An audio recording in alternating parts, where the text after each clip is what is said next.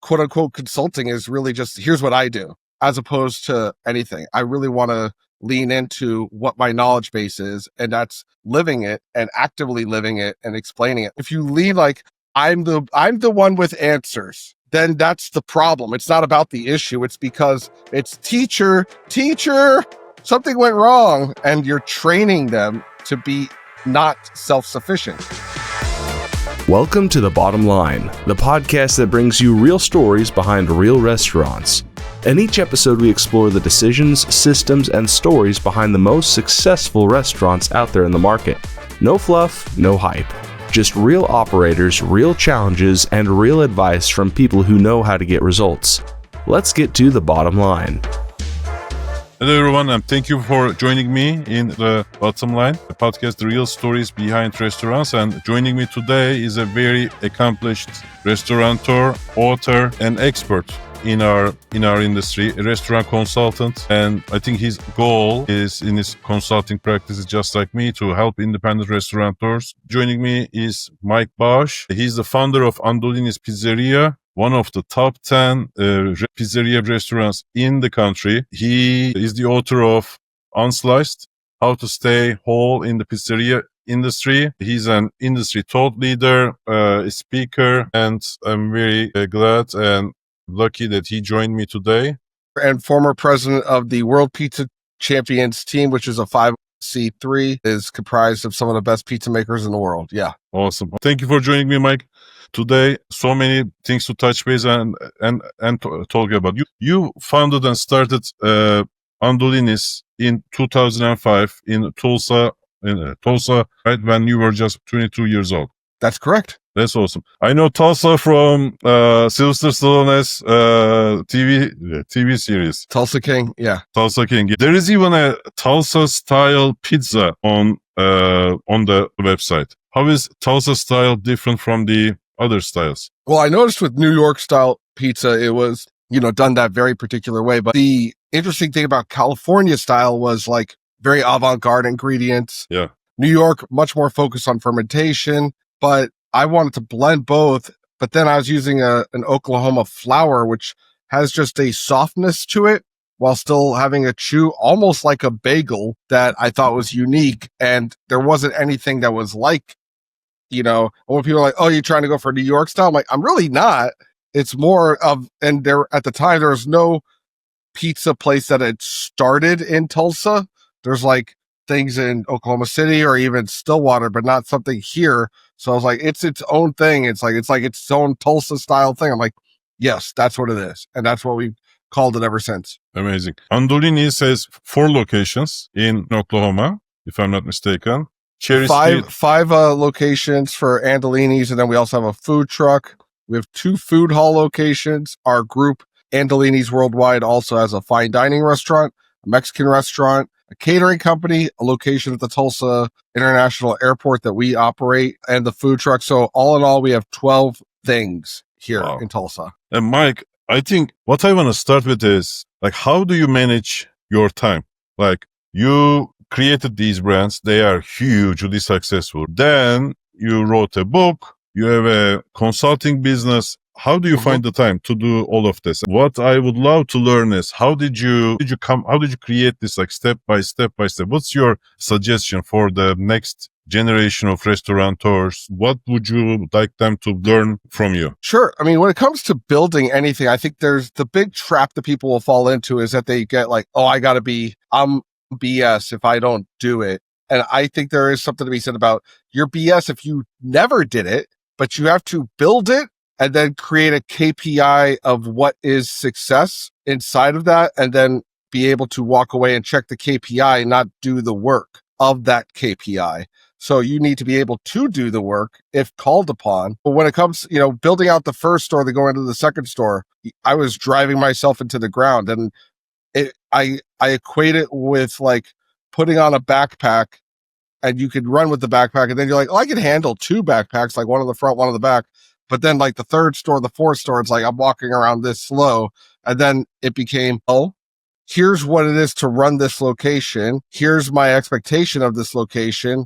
Now go and do it, and I'll check in on that. And after a while, it was, not doing it because I'm needed, but because I want to, whether it's making food on the line or doing the reports or whatever it is. Now I run day-to-day ops for marketing as well as checking in with the team for all my locations, and I'll build a system, and whether or not it's done over text or done over email or done over Asana, like a task organizer, then it frees me up to then do something else. But my best advice is don't try to do 5 things simultaneously. Go hard on one thing for an hour and schedule what you're going to do for the next hour and the next hour and the next 20 minutes and the next 30 minutes. So that way you could be very conscientious of your time and very thoughtful, even when it's like family time. Trying to have your foot in the pool and on the computer simultaneously is not a good recipe. So do both, but do them separate. And then again, delegate with a lot of explanation. Don't all right, you got it. You got it. Like, it needs to be, here is how you do this. And this then is once what done looks like. Yeah, this is what it should be like when it's done correctly. And then let it be done correctly. Like, do this way. All right, I verified it. You know how to do it. All right, now here is my check-in to know that you've done it for that thing every single week in perpetuity. I guess 100%. I wrote an article. I was talking to a restaurateur, and then I realized that many of the restaurateurs that I talked to, they are around the 3, 4, 5 mark, and I think like if it's a full service restaurant, after 3, that's when you get into like the real trouble. If a restaurant hasn't built in systems, processes. If it's basically fast casual, then the number can be like 4 or 5. But I realized that multitasking is the killer. We think that we can divide ourselves into 5 pieces and go through and, be successful in all of the 5 different parts. But what happens is like incomplete areas of improvement. Like none of the 5 is done, because as we all know, like the last 20% of anything is the hardest part. The people can bring it to like 60%, 80%. And these projects could be like huge projects like, I don't know, implementing an inventory management tool or something. It's a huge project. And when somebody's like stuck in like other 5 things to do, right? If you can't push the project forward, then basically not being the bottleneck of the organization is my advice. And what you said is great, like delegation at the same time, right? The first thing was, manage your own time. Very important stuff. Just like you said, 15, 20 minutes, if it means like plan and execute, time doesn't get lost on you. The second thing is delegation. How did you turn Andolini's initially from like you were managing it to other people were managing on your behalf? I think that's the hardest transition for many restaurateurs. How did you start delegating and be successful in it? Well, I mean, at one store, it was all me doing all the payroll, every single aspect. And then at 2 stores, it was like, okay, well, we'll have a GM of this store. Then eventually you have a GM of the second store, but you're still like running between both stores, doing everything. And then we built an organizational chart and workflow for the multiple locations. Once we had an org chart, and we didn't know it was an org chart, but we like, okay, hey, you have a GM, and front of house manager, a kitchen manager. Then you start to build up the run rate of what a successful restaurant looks like, and the average, looking at what is successful across multiple locations. Hey, when they run it this way, where the GM takes this day off and whatnot, then you start to find your norms. The big thing to keep in mind, though, is the failure point isn't in working even towards success. The failure point is when important becomes more important than essential. And I mean that in the sense of, yeah, you need to get your prep order done, but you really need to do something that generates revenue. And so often the owner will be manning the spaceship, when they should be pursuing new planets outside of the ship. But they're like, I need to make sure the ship goes according to plan. I'm like, no, you need to go find new planets. You need to get out of the ship and do that and let the ship operate. And the fear is, well, no one can operate the ship better than me. And at some point that's true. Not at all points it's true. And there's a massive fallacy when you're like, the only person that can run this right is me. then you're just holding on to it. And the scary thing is people will assume that that's some type of grit or work ethic when it really is ego. It's ego disguised as work and grit and work ethic. And it's a fallacy. I completely agree with you. I want to add just one more thing, which is I think there is also the comfort in knowing task that has a beginning and an end, almost like a comfort food, right? And rather than learning something new, experimenting with it, and the results may or may not be successful. I think restaurateurs are so much, like, from a brain standpoint, they are so much depleted that some of them that, like, they don't want to take on a new thing, even if I think this goes like subconsciously, that they are seeking comfort in what they know, what they know that they can accomplish, rather than going into a new marketing venture or, like, I don't know, adding catering to this or that. Or I think some of the times that the projects don't end because maybe they think that it's going to fail or something in that nature. But it's very hard to focus when, the restaurant is calling you saying, like, HVAC system is broken, this is broken, that guy didn't show up. Everything basically passes through the owner. As a restaurant consultant, how are you helping restaurant owners to change this mindset and to basically create something that's systems driven? I'm an active owner, so my quote unquote consulting is really just, here's what I do, as opposed to anything. I really want to lean into what my knowledge base is, and that's living it and actively living it and explaining it. Like, sometimes the best answer is to ask another question. Like, hey, this guy didn't show up. All right, what do you think we should do? Well, I guess we could call up the place and get another guy. Yeah, do that. Like, if you lean like, I'm the one with answers, then that's the problem. It's not about the issue. It's because it's teacher, something went wrong, and you're training them to be not self-sufficient. So then it's like, hey, if something goes really off the rails, then hit me up. Or you can come to me for anything, but the first thing I'm going to ask you is what your take on it is, because I want to build you to be self-sufficient.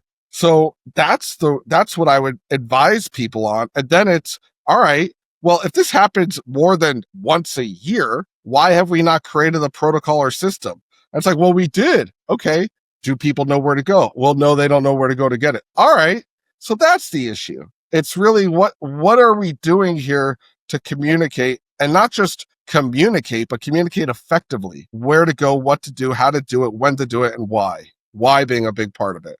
Mike, some restaurateurs could say that their people just don't take ownership. How do you ensure that your people, now Andolini is big, there are multiple concepts and everything, but how did you change, how did you create a culture, an ecosystem in your restaurant that if you go back to like those like 3-4 restaurant range, how did you create a workforce that does take ownership and is willing to learn and does care about these problems? I think we need to start with the assumption that the staff doesn't want to suck. So when people are like, oh, they don't care, I'm like, they do. You just aren't allowing them to do. So let's first get that out of the way.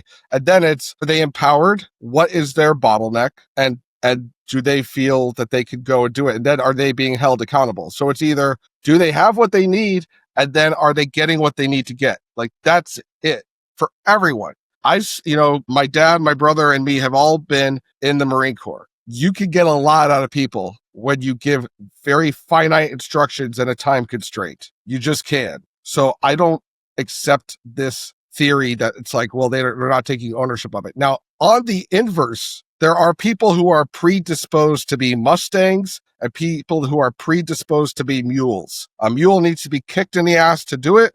A Mustang needs to be reined in because they're going too all over the place. Most people are one or the other. With finite instruction, you could pull the Mustang in. With a time cap, like, hey, this is the expectation, you could get a mule to go. But it's all about just clear expectations out the gate. And if it's not clear, that you don't get pissed at them, but that you look inward to be like, all right, what wasn't clear here on me? Because the second you're like, these guys can't do it, you are announcing to the world, I'm a victim of this person's lack of ability. I'm the victim because they're not doing it, which I don't accept. I'm like, it's on me. It's my fault, which also means that I'm the one who can undo the problem, which is very empowering. That's very, very, very good. What kind of developments have you seen in the last 2-3 years, especially like in the restaurateuring in general and, pizza, like you have a fine dining operation,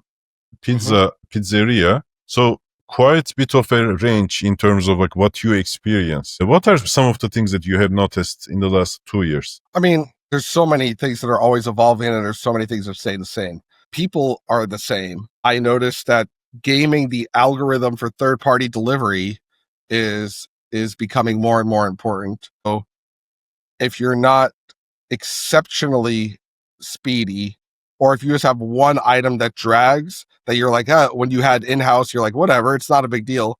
That is a big deal now, because if the algorithm isn't aware of you, I think the biggest things I'm noticing is just algorithms and how they affect restaurants, be it the third-party algorithm, be it the social media algorithms. And again, the inverse is the same. Like if you go back to visibility and connection, that was the case back in 2005 with the phone book. Where am I at? I'm at the top of the phone book. That's why we called ourselves Andolinis instead of my Italian name, Carlucci. Carlucci was potentially copyrighted, but we needed an A name for visibility. So visibility and then connection. Like, hey, you might have done it over snail mail in 2005. Now you can do it through DM on Instagram. Connection and visibility, same ethos. It's just, what's the conveyance of it? What's the messaging platform? Instead of phone book and email or phone book and snail mail, rather, it's email and Instagram. But making people feel special has not changed. The speed at which people can get in and out of the door has not become less important. It's just hyper aware now that we can see we'll get more or less customers via these other applications. And from a profitability standpoint, what have you seen change? Well, the 2023 inflation surge was a lesson for a lot of people. And then it was, all right, do we make better products? Do we shrinkflate? Or do we increase price? I looked at it like, well, I don't want to make a crappier product, so let's get the pricing in line. And I think it made it abundantly clear to all independent restaurants that there's three things that they're going to be judged on. Are you value-based, i.e. you're the cheapest? Are you convenience-based, i.e. you're the closest? Or are you experience-based, i.e. you're the best? And if you try and win on value or convenience, like I'm king of either of those as an independent owner, you are going to lose. Hard stop. That's not your thing. You have to go for experience now. It's now however you define experience, is that the food's walked to your car? Is that there's lighting a drink on fire in front of you on site? But whatever it is, it's now in the experience realm. And it always was. But to try and do this middle ground is just a fool's errand. 100%. And how did you react to some of these inflationary?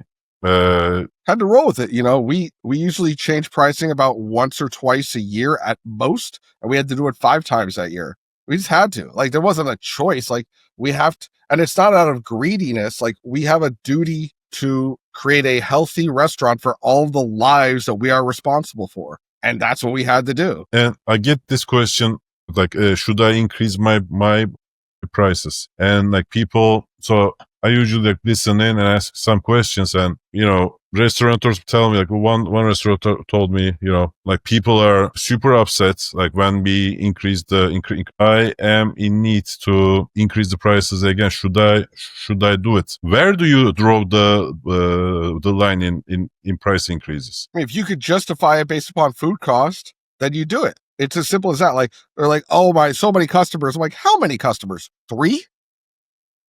Okay. Just because you have some people saying it doesn't mean everyone's saying it. And if we're going based upon pure down and dirty math, yield usually wins, and people become emotional in their decision making. And they're like, well, this and this and this. I just don't buy it. Like, the empty can rattles the most. And if you're pissing off a value-based customer to try and create the counter is that you have to create the experience. Like if you're selling Bush League food and now just charging an insane price for it, no. If you're if to anyone who's selling fried mozzarella sticks from a bag, deep frying them for 5 minutes and putting them on a plate, you're not in the experience game. You're gonna lose. You're selling a commodity product and trying to say that you are a unique value or experience-based proposition. That's just outwardly untrue. So if you make an experience, you're gonna win. And when people are like, well, I don't know if I'm an experience or not, I'll say you would know if you even just being unique is experience. Like, where does one buy a Crunch Wrap Supreme? The immediate answer is like, well, that's Taco Bell. Like, great. It's a glorified torta. If I say, where do you buy a torta? They're like, any Mexican restaurant. I'm like, okay.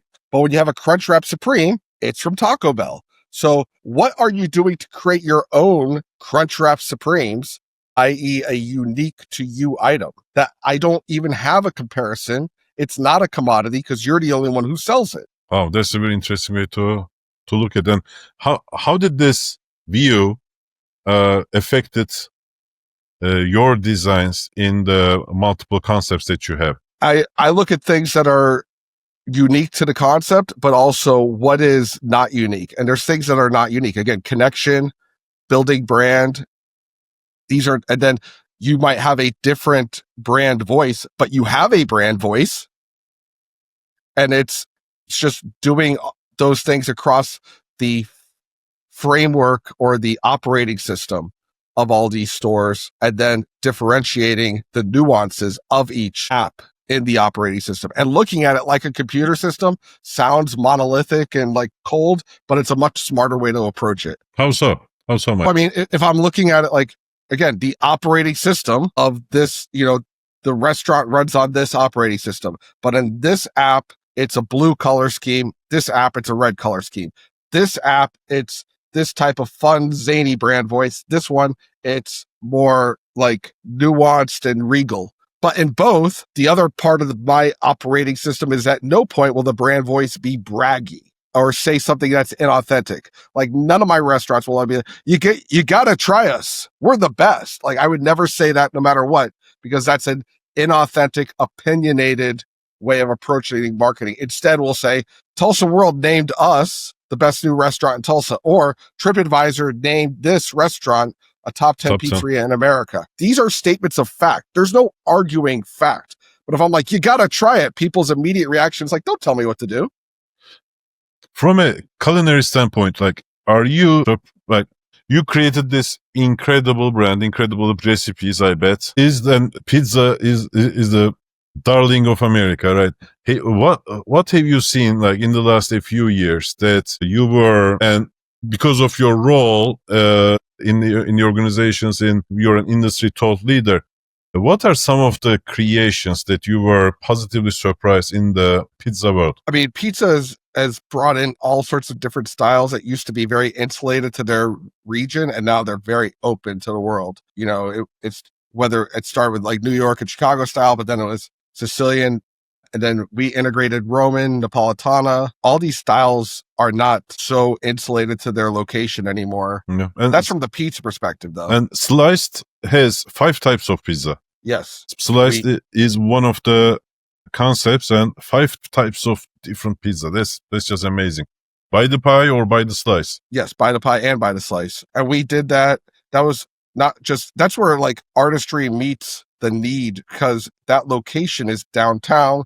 So we have people that are drinking and we're like, well, we need to have slices going all night. But then we have a lot of out of towners, a lot of people who are foodies. Yeah. And we wanted to have something that was like, if you wanted Napolitana, which the store started just as a Naples style restaurant, which was fine. It did well. It was in the black, but we would have the avant-garde customer. And then other people like, I don't like Naples style. I just want pepperoni. So like, well, let's give them the classic Andolini slice, but then we integrated Roman style. And then it was just doing all these things at a location that gave it the multifaceted approach. Now, everything has an inverse. The inverse of that is you have too many styles and not a need for them. You can overextend the menu and make a bunch of, crap or just having filler. So it has to be all killer, no filler. Like 3 different doughs making 5 different styles. That works there. It wouldn't work in another environment. I think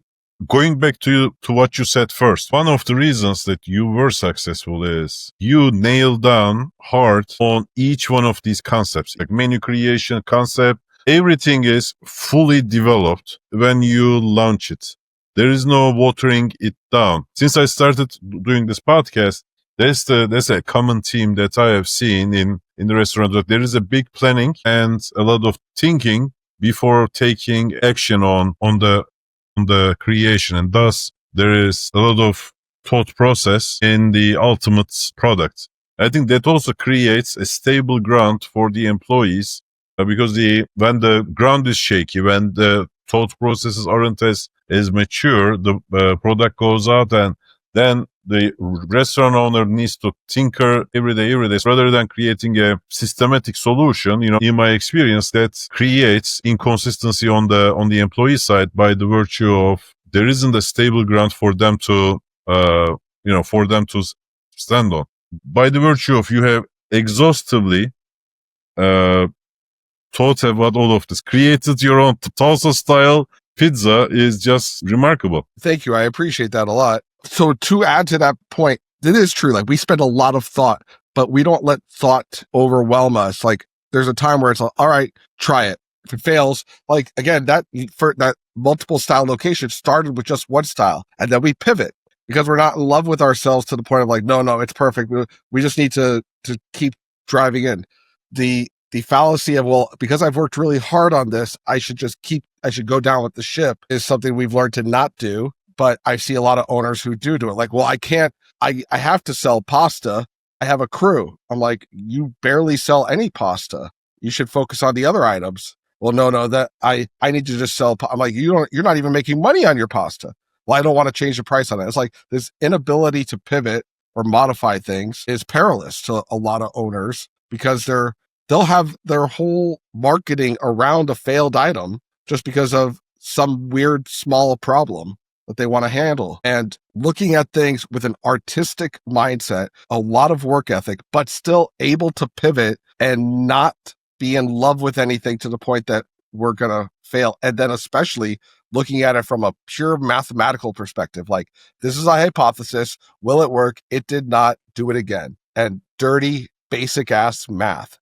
Is this creating revenue? We believe it might. Okay, did it? No. All right, ditch it. So bringing the product to the market, there is significant thought process on the product development. Then bring the product to the market, but then measure and see whether this test prevailed, is a success or a failure.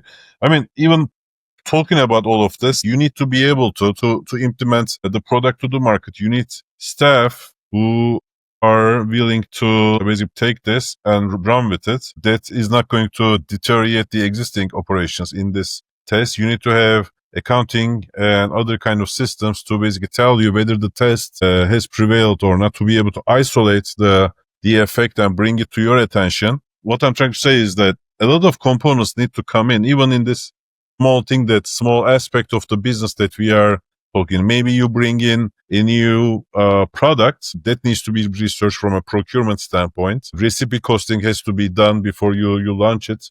And for that special or something. There are so many things, maybe up to 100. You do marketing, see how people respond, like all of these like different aspects. Like, you need to have like a very stable ground to be able to experiment, understand, learn, and then make a decision or nay. I think like that's having a very strong starting point does help. I think the problem is many restaurateurs, it takes, I think, 100 to 150 points to manage a restaurant. You need to be good at all these like different aspects of the operation, whether this is repair and maintenance, procurement, employee appraisals, and HR and whatnot. That's the common theme that I see in the restaurants that work versus don't work. If I may ask you this, Mike, what did you learn since you started the consulting business? Basically you worked rigorously developing Andolinis. You became an industry thought leader. Then you wrote a book, and then the consulting. What did the consulting teach you? I mean, I've learned a lot by helping others, but I learned how painfully similar everyone is, even though they are unique individuals. I wrote the book with no angle, and it went to #1 on Amazon, Unsliced. And then people were asking me to fly out to them and help them out with their restaurant. And I did that about 3 times, just mainly because I have a passion for helping restaurant owners. And if I'm doing something proprietarily that's working, I'm like, well, here you go. But then I noticed I forgot something that I did at the first restaurant versus the second one. And then I wanted to do it in a program where people could do it like 11 o'clock at night. So I created an online program with me helping with a group call. And I noticed that everything boiled down into vision being on the same page, essentially owners in agreement. If that wasn't set up as the foundation, everything else was just a goner. It's not going to happen. Then metrics. A lot of people are like, oh, our food is great. Our customers love us. Our staff is fantastic, but they have no real awareness of their numbers. They're waiting for their CPA to give it to them in 3 months. So that was the next thing that I realized.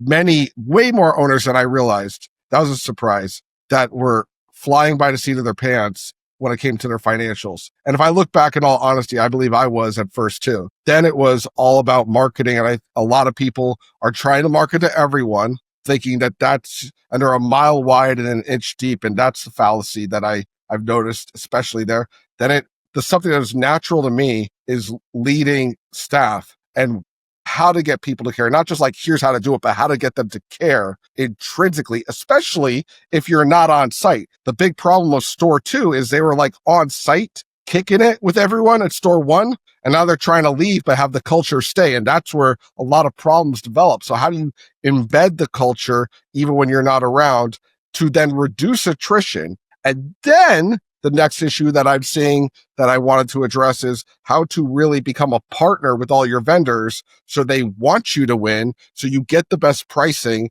so that you could really do that level of ownership where you're going after, instead of working your ass off on $1,000 catering order, which at 10% profit is $100, hopefully. Like that's hopeful. It's probably more like $40, or with one call to even just your cell phone provider, you could be shaving off $10,000 over the course of the next few years. Like, these are the things that I want owners to focus their attention towards and have big eyes on the prize mentality. And then once they get all that, how do you systemize it? And I can only do that because I've done it personally, and I've learned through experience what absolutely works and what does not. 100% my experience. So I started with 2 things: CFO consulting and procurement, GPO. We bring in GPO, implemented 15% savings on the food and many of the unpacks items. Then systems, processes. Then as I started taking on restaurants, I realized accounting doesn't exist in them. So I'm not even able to see like what kind of an impact I'm making. So we created a bookkeeping arm to basically give owners, weekly, monthly financials to the best financials, and then HR to be able to make these changes and have them stick. We have an HR arm, in which case, all these like handbooks, performance appraisals, good people stay. We both have a similar experience. I developed all of these in the restaurant that I was managing, but doing it for others, I think was both easier and harder. Is what I figured. And I also learned, I think it's when it's not my restaurant. When I say my restaurant, the restaurant that I managed, I didn't own the restaurant, but it was a large organization, and people already trusted me when I was steering the ship. Going into a new restaurant where people don't really know me, what I found is I want to go back to one of the first points that you made, which is people want to do well. People want to be empowered. People want to be given the tools, the resources, the structure. People don't come to work just to make a paycheck. They want to go home to their sons and daughters and say, I made people happy with a great pizza or whatever. It's just that were they given the chance, or there was a point that they cared and they no longer care because things have happened along. Yeah, that happens often. I mean, the number one reason why people quit is because of bad managers. It's not because of almost anything else. Bad managers lead to people quitting. Do you work with Mike? Do you work on the consulting? How how important is the consulting arm? Are you mainly doing that are you seeing that as a significant, is it a significant part of your life, or is it more of like the restaurant and like being a thought leader? Which part of this life is the most important for you? Oh, I mean, I don't qualify it that way in that sense. I mean, consulting is I'm helping thousands of lives to do by proxy of them, impacting them. And I can't do that. So I've reached a lot of impact here in Tulsa, and that's my goal in life, is to have as much impact to the world positively as I can. The program lets me to do that on another level, in a completely different way of what I do with my restaurants. The restaurants run like a spinning top. I'm proud of that. And I want that for more owners to invert it. When it comes to the time, there was a time where it took a lot out of me to do any aspect of it. It's a lot of jet fuel to get a jet in the air, but once it's in the air, it's not a lot of jet fuel to keep it there. And that's what I have for all my things at this point. Congratulations to you.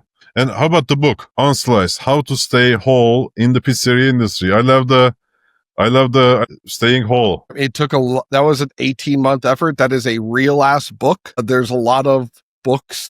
It's not hard to write a book, but it is hard to write a well-organized, thoughtful book. And I'm proud of it. I worked with, like, if people know David Goggins and Can't Hurt Me and that team, I worked with the same team that did that book and has done the Scribe Media team is an impeccable team. Now, no one wrote the book for me, but I had editors who challenged me to edit my ass off and create the best possible book. So I'm really proud of it. But again, I wrote that not for a cash grab. Of course. It was purely to get it out of here and get it out there to help people. Yeah. Sharing.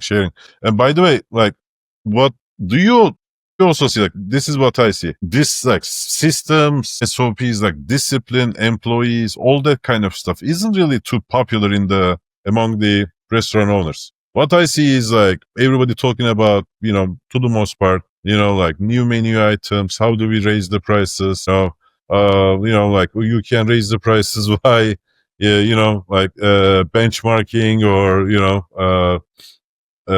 like bundling and, just train your sales team to sell more, upsell, all these kinds of like revenue side things. And I think, like, when I first started consulting in 2022 and to the most part 23, that was kind of like all the rage. There are no, employee retention, employee availability is a big challenge. Everybody was focusing on revenues and having enough employees to run and generate those. Now the conversation is slowly changing towards, like cost and how to manage the cost aspects of it. But do you also see this trend within restaurateurs, that they are primarily like revenue, like they manage the restaurant primarily through revenue, not so much on the aspects that we discuss, which is, the profitability aspect, the systems implementation,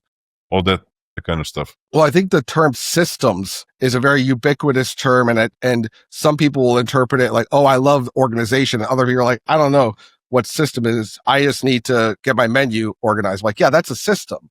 There's a system for that. And whether or not it's a Google form, whether or not it's a spreadsheet, whether or not it's a video of how to start and stop something, it's all systemized so that when I do a new menu, it's like, okay, I'm not, well, what do I start with? Like, no, this is the list of things in order of how we ideate a new menu item so that it goes according to plan. And some of that was done, like, I had done it 3 times and like, what did I do last time? Oh yeah. And I was like, well, I should write all this down. So the next time I do it, I don't forget to put a press release out that we're doing a new menu, which would sound like, well, why would you do that? But then I did it and it got a bunch of press attention. I was like, did most of the work for my launch and it cost nothing. Like, certain things I've just learned over time, and that's what is in the concept of a system. But for sure, there's owners who have their bright and shiny. The bright and shiny might be, a new ingredient. The bright and shiny might be a new app that integrates with their POS. The bright and shiny might be just another event is in town. Getting people out of what they fall into and into the other thing is usually the smart play for an owner because they fall into what's comfortable, and that's the downfall. The chef-driven owner doesn't need another menu item, but they think that that's what's going to save the restaurant. There's usually, if we're going from point A to point B and there's a bridge, food, ops, and marketing are the things holding up this business bridge. Or so they're leaning in on the food column while the other two columns like financials and marketing are falling apart. And they're like, well, I did an Instagram post, or, well, we have QuickBooks. It's like, okay, but those, you're not putting the attention that you would to like, oh, I want to do, stone or some type of ancient grain dough as you would. And then someone is like, yeah, I haven't looked at our menu in 2 years, but we have 200,000 followers on Instagram. It's like, great. How many of them are actually in your community that would be able to buy from you? There's always the other thing. Not too often do I find someone who has a high level of financial acumen and neither of the other two. That's more rare. If I do find someone like that, it's someone who came from the other world, like they came from a corporate world. They're like, we want to make this restaurant profitable. I'm like, yeah, but your food sucks. Like, well, we have customers who like it. I'm like, yeah, they're not jerks. Your food's not great. You have a 3.8 on Google. Your food sucks. You have to do something about that. And how did you find the people? I think one of the, to my understanding, one of the strengths of yours is being active in your community, right? Talking to a lot of people and both providing a value to them and then learning from these interactions. How did you learn about the aspects of this business because running a single restaurant doesn't require, like all of these things that we discuss? Was it the people that you had conversations, you had good mentors? I have there's no one answer, but I'm very observant and I like to game things. It's interesting to me. Working at my first restaurant, I was like, I noticed that we would have either, it was a steakhouse, a starch on the meal. And if it was a baked potato, it was on the servers to put that onto the plate. If it was like mashed potatoes or au gratin potatoes, it was on the kitchen. And I was just like, I would notice when it came time to take the plates out, the servers would go look at this list and be like, all right, oh crap, how many baked potatoes do I need to get? They would do that every time. And I just said, I would just look at all the tickets and write a number on all of this needs 2, this needs 3, this needs 4, this needs 0, this needs 1. And I would go through it. And that's a system. And when I did that, me at 18 working at this restaurant that's been around for 20 years at the time, they were like, what? It's crazy. And it was like, I just shaved 5 minutes over the course of the next, hour and people running to go get something on the fly. And I was like, that's not hard. It just takes ingenuity. So ingenuity is my master. And if I can find ingenuity by watching someone else who's done it before me, by learning it from some other business course, by learning it personally and developing, I will do that all day. Some mentors I had Tony Gimignani is without a doubt, the greatest pizza maker in the world. Seeing how he operates his locations helped me a lot. My brother comes from an intense business background in the corporate world, and him with me able to take things on and say, well, in corporate world, they do this. Let's see how that works here. I don't fall into cliches. I like to say, well, how do they do this in some other aspect that's successful? And how can we parlay it to our world? That's very interesting. I did the same from automotive. So I started my career at PwC, PricewaterhouseCoopers. Yeah. Automotive was my primary industry. The others were, some other manufacturing, like chemical manufacturing, many other industries as well. But automotive was my bread and butter. Lived in Detroit for 6 years as well. And like automotive figured manufacturing processes 100 years ago. They were able to make 500,000 vehicles without computers or something that, that would do the math, the calculations, or they had 100,000 employees in a single plant to do the payroll for. I agree with you wholeheartedly. I think these are some of the things that can be improved upon the restaurant industry in general, like multi-unit owners or the mom and pop operations. Maybe not so much, but 3 to 4 units, multi-unit operators, I think. But the primary reason why the struggle, in my opinion, is you don't know what you don't know, number one. Mm-hmm. There is so many hours in the day, and rightfully so, learning something after taking care of all the other people's problems, Yeah, Yeah. is super hard. Our brains have certain capacity. At the end of the day, if you solve like 10 problems in a single day, like last thing I think somebody wants to do is like having a conversation on something new, or learning something new. That's why I think like leaders like you, coming to this podcast, other podcasts, and sharing what is very important for people to come and grasp these concepts. At least like start asking the right question. I think that's where these things start like knowing what question to ask, or big picture, like what is available, what am I not doing, and how can I improve in a nutshell. If you're asking how would I say, if you're wondering what can you improve, the thing I always say to all owners is you're either impressive or by default you're unimpressive. So if you think you're doing everything right, that's not enough. Is it impressive? Is it setting the tone like, oh, wow, oh, crap, they do that? Like if it doesn't generate that, the problem, especially in the restaurant industry, is that there's so many choices of people who are doing everything right that if you're not doing it at an impressive level, and that doesn't mean that it's all fine dining, like coup de grace. It means you're doing something like, oh, wow, that was cool. Oh, that's nice. Oh, wow. Like if you're not generating a bunch of those pops in the customer, you're not going to win. And so you have to ask, is this impressive?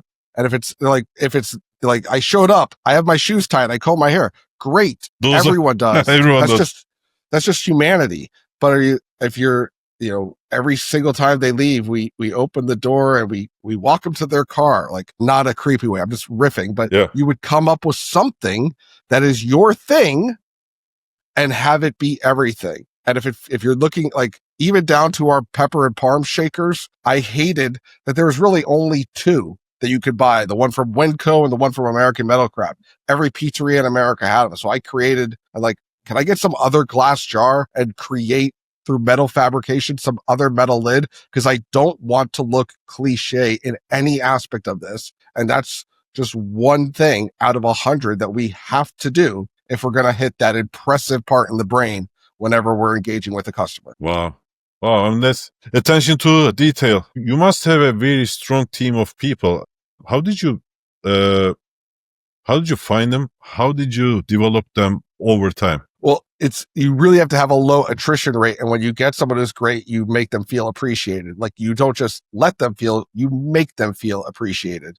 And when you do that, you reduce attrition and you keep the good things going. And then keeping communication open with quarterly evals, and not in some generic sense, but a really in-depth, thoughtful conversation about goals. Just when you create one, you have 10 people on staff and 3 are exceptional and 6 are good. And then you just keep going. And then another exceptional person comes every few months and you keep treating them well. Eventually you have a 90% exceptional staff.